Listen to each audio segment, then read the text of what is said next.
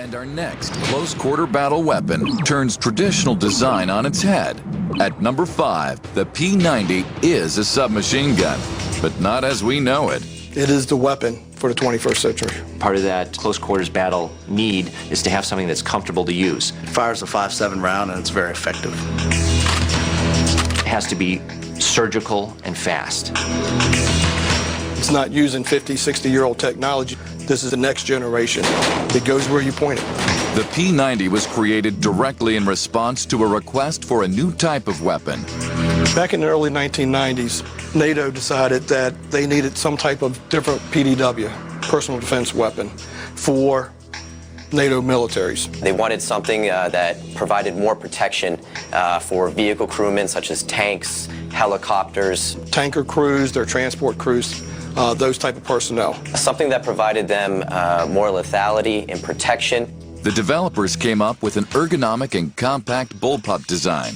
A bullpup configuration, it's a very different configuration from conventional, where you're bringing the feeding mechanism behind the strong hand and the trigger.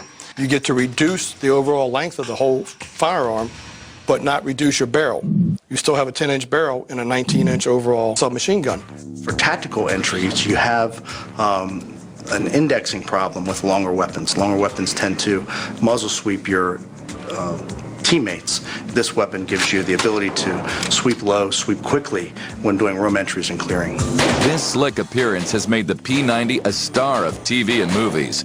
But it wasn't designed just to look good. It has rounded corners, no rough edges on it. That way, when the officers are in their SWAT gear or protection detail, it doesn't hang up on their gear or their suits, depending on what they're wearing. It's very sleek, it's very compact. There's nothing jutting out, such as magazines or pistol grips, that will snag on a soldier's gear. They can move it very easily.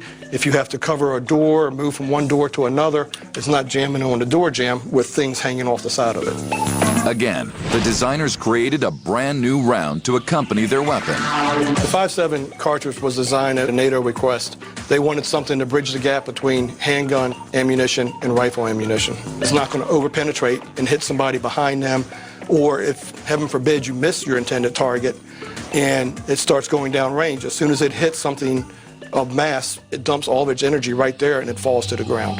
Even the magazine was completely redesigned from scratch. We like the magazine. The magazine is high capacity with 50 rounds in it. It gives you a considerable amount of rounds to carry into a situation. If you notice, she's laying on top of the firearm instead of being underneath, sticking out, getting in the way. That makes the total firearm more sleek. It also gives you ease of feed. Gravity's working on your side and not against you. Another innovation comes in the form of a transparent magazine casing, which brings an immediate advantage. When you're up and in a firing position, in your peripheral vision, you can actually see if your rounds are getting low. And if you have a lull in the action, you can do a quick magazine change, put a fresh 50-round magazine in, and you're back up on target. In the P90, the magazine is transparent. So out of your peripheral vision, you can look down and see how many rounds you've used, and as a result, how many rounds are left in the magazine for future use. P90 is best suited for close quarter battle. Things that are up close, things that are personal.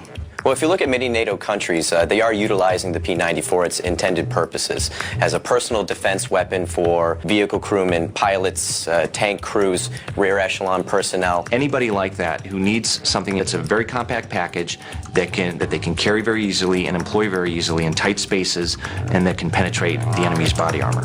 And this is one weapon that doesn't care if you're left or right-handed. It's ambidextrous, totally ambidextrous. Since it loads from the top, you can load it with either hand.